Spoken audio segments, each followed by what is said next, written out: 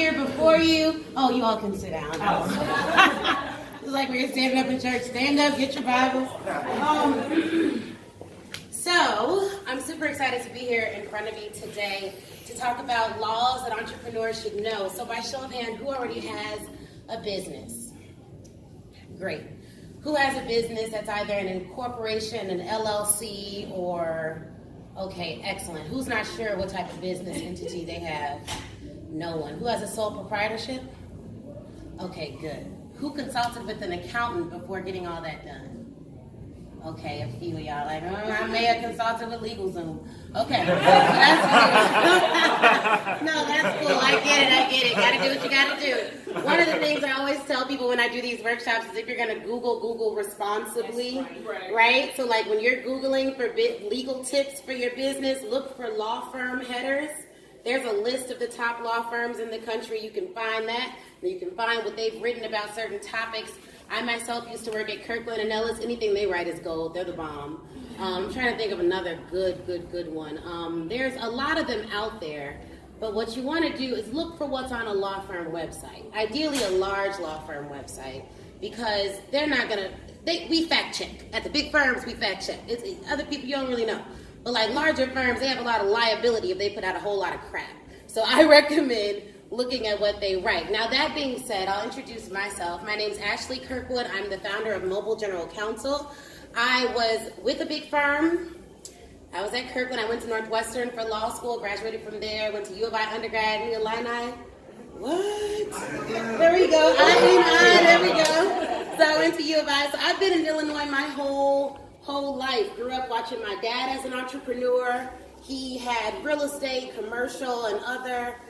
So I saw that hustle. I saw my mom rise through the ranks of the company. She's at Blue Cross Blue Shield Association. I saw them pay for her undergrad, her MBA. She started as a secretary. Now she's a senior project manager. So I really saw both avenues. And I started out in the law firm world because when you go to law school, they kind of tell you need to come out and make a little cash, right? So me, having a business undergrad, I looked up the average salaries out of law schools.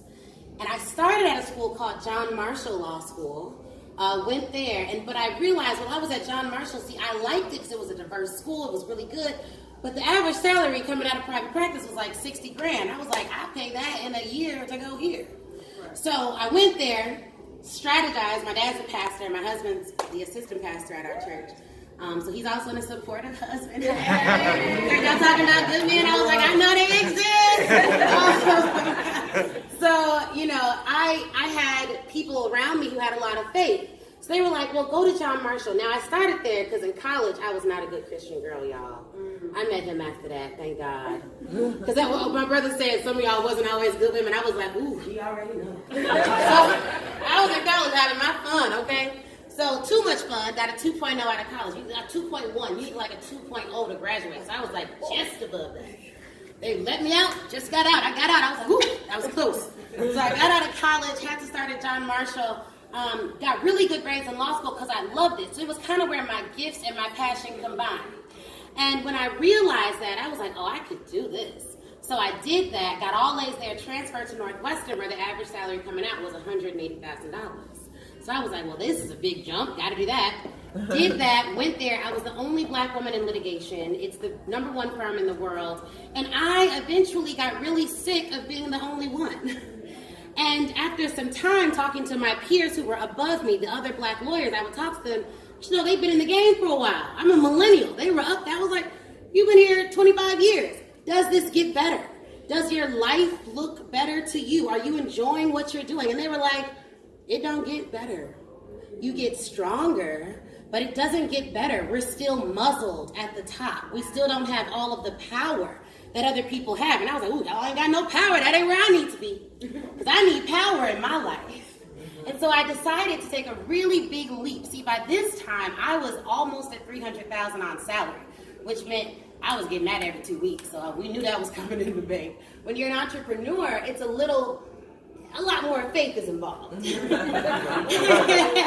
like you can get it, but you gotta work to keep it, right? But like I knew every 2 weeks I was coming in the bank. So it was safe for me there, and I was doing good, but it wasn't outstanding.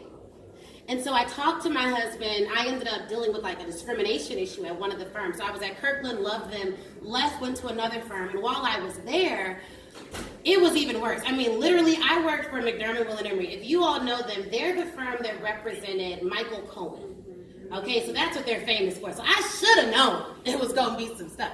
So they were real tied into the Trump administration. I don't know why I thought it was going to be good for me there. But I ended up not being the muzzled black girl that they expected. I spoke out.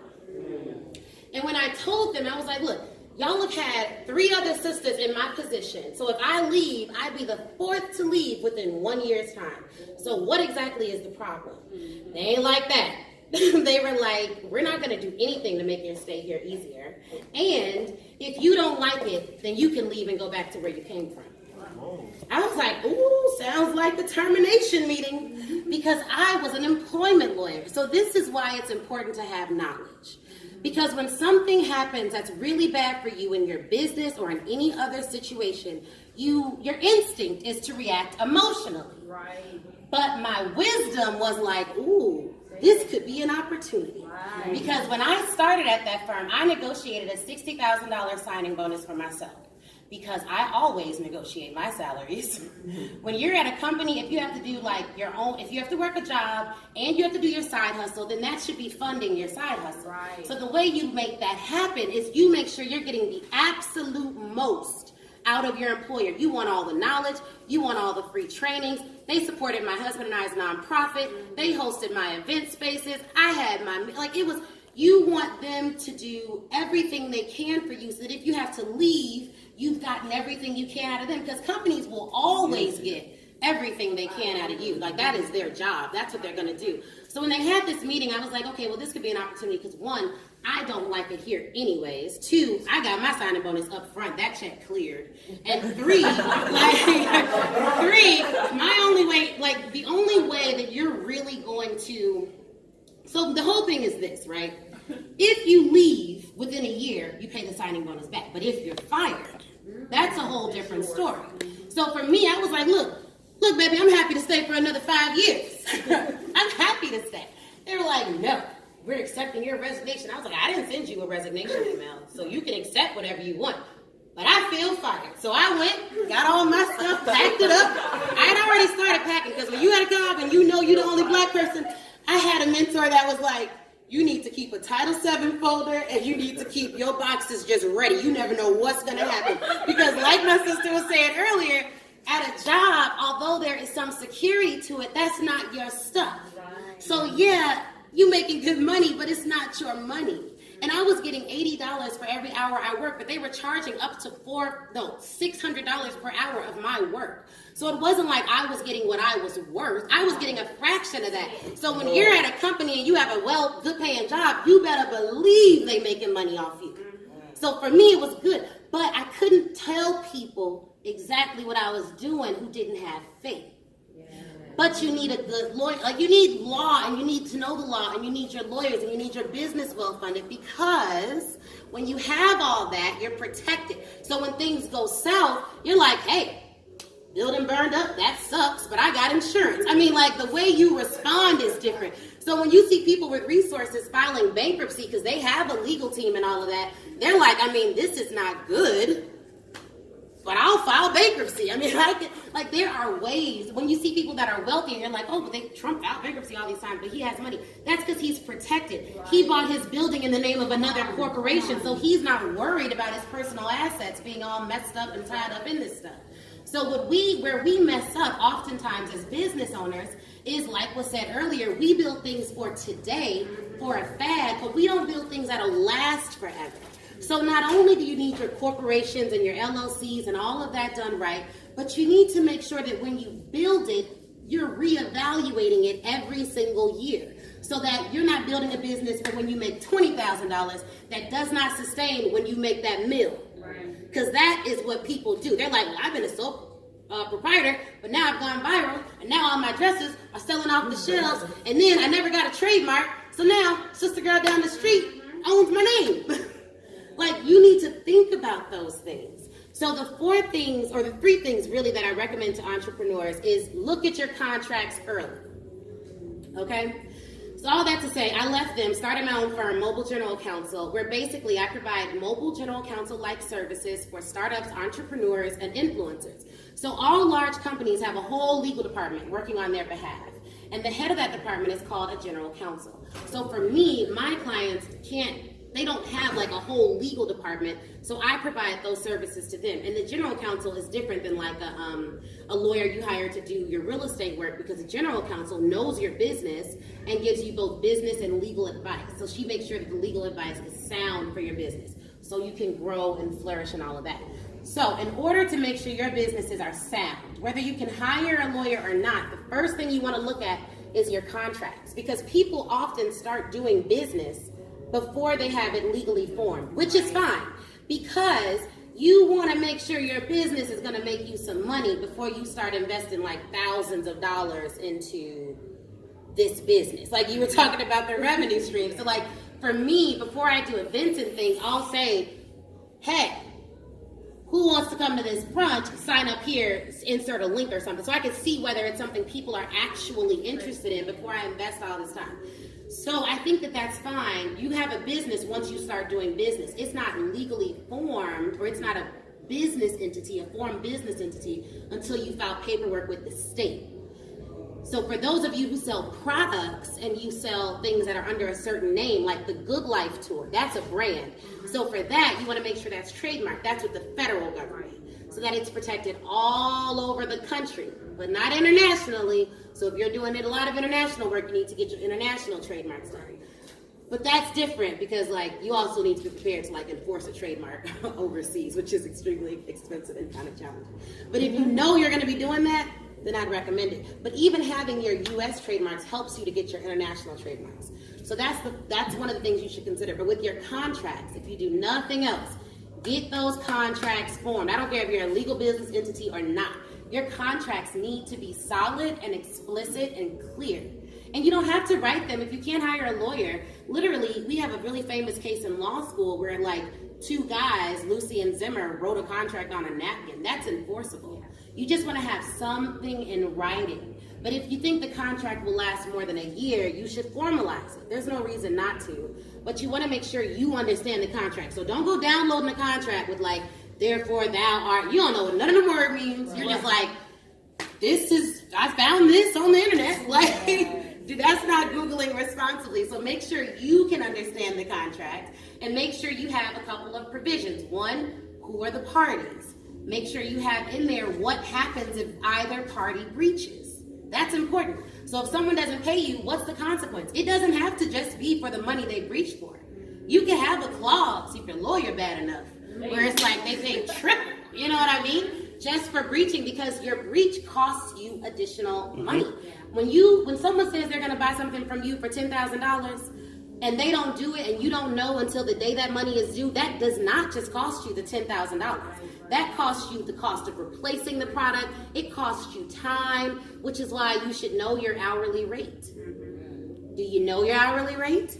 A lot of people can't price their products appropriately because they don't know their hourly rate. Like, I know an hour of my time is worth $400 to $600. That's an hour of my time. So if I'm going to come and do something and not get paid, it has to then be worth that amount of time, or I'm investing for the future. But you look at time like an investment. Don't waste time. If you do something for free, I think that that's fine if you look at it like an investment. So I invest my time when I value the relationship, when I value the longevity of the relationship, when I look at maybe it's not profitable for me now, but in 5 or 10 years, this could be a profitable relationship. So I'm going to invest in that. And my husband, he keeps me tight because he is not easily impressed. I always say this. Like, I get so excited as an entrepreneur. I'm like, yes, I want to go here, I want to talk, I want to do this. Chris is like, baby. Why are we doing this? And how long it's gonna take? You already did your 3 events. Like last night I did an event and I wanted to go out afterwards. I was like, well, maybe we should go get dinner. Everyone wants to talk. He's like, you got an event in the morning, we need to go home. I was like, okay. Say less. I'm going home. So you need to know your hourly rate and make sure there's a breach provision in your contracts. That's very, very, very important. And make sure both people sign it. And depending on your state, electronic signatures don't work. So the best thing you could do is get them to give you what is traditionally called a wet signature, just meaning they use a pen.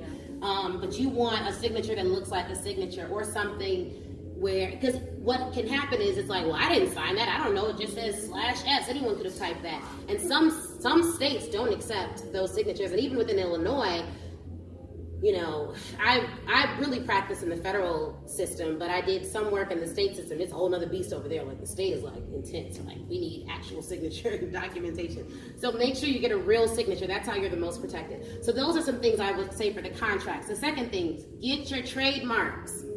Even if you don't have your business legally formed, if you're selling stuff with a brand name that you really, really like, or that you think is gonna pick up fast, get it trademarked.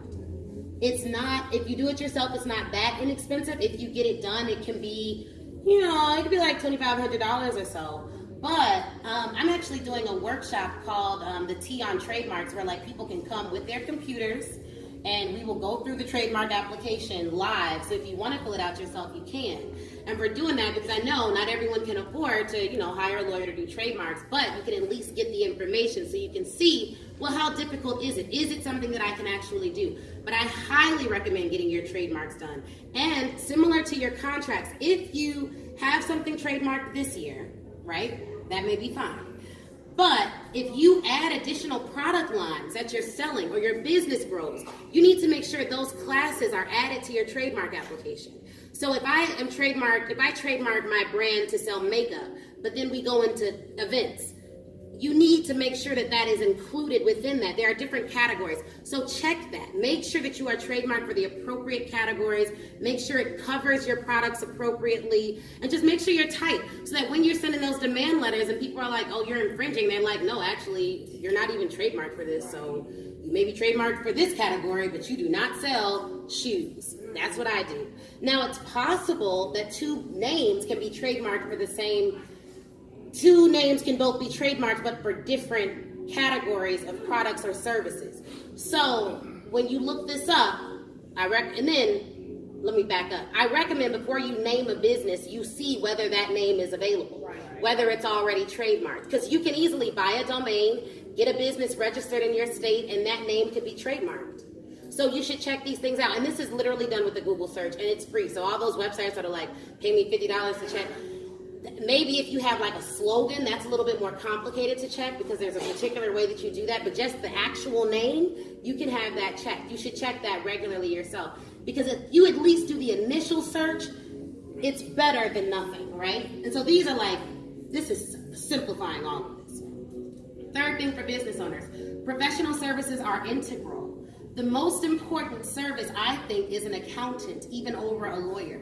Because the IRS they are no joke. Like, you do not want to get a call from the IRS. That's what you do not want to do. And quite frankly, I've always had an accountant that was also a lawyer. I don't do that. I recommend this woman, Gina Jones. She's phenomenal. But I've always had an accountant that's also a lawyer because they are comfortable studying the IRS regulations and they stay up to date on those laws changing. And under this administration, there are some things coming down the pipeline that you just need to know. Things have already changed for next year when we file our taxes. And you want someone who's very comfortable with reading the IRS code. And quite frankly, accounting is one of those things. I see accounting shops pop up all the time. Like literally, they're like, oh yeah, I do taxes, I do this, and I can do some accounting on the side. If you don't think they can read like regular text, they're not reading the code, y'all. Like, they can have a tax shop, but they're not reading the IRS code. So you want someone who's comfortable reading those regulations. And even if they're not a lawyer, but they're an accountant, they're a CPA, they have all of that, and you ask them about developments in the law, and they seem very knowledgeable, and you fact check a little bit, go with that. I personally love an accountant who's also a lawyer, but if you can't find that, make sure they're up to date on the regulations so that you're protected. So those are the three things I highly, highly, highly recommend you all look into. Your contracts, even if you pay, and this is a trick I tell people, you could literally pay a lawyer to do your 5 standard form contracts once a year. They get those together, and then that's it. You know what I mean? So that you have like, you can literally have an insertable form, different names, different rates, but you'll be doing a lot of the same business, especially if you work with vendors. And a lot of my clients do that. They'll just be like, I need a standard vendor contract, and as they grow, we'll add on a different templates. But if you use the same lawyer and they know, you know, your business, it becomes a lot easier. They can do things a lot quicker, and you're more protected. The last thing, I get asked this question about how do you know you're hiring a good lawyer? That's a really tough question because I just heard this recently. Chicago is full of finessers. So one of the things I tell people to look at, it's great to have a lawyer that's qualified. You can look at the school, you can look at all of that, you can look at their background, which firm they worked at, you can look at all that. But you really want a lawyer that cares. Because when you're a small business, you're probably not going to be their biggest client. Like if you're not grossing over 2 or 3 million, they may have larger clients right now. I'm not saying you won't get there. But if your lawyer actually cares about your business and your growth and you as a person, then they're going to do a better job.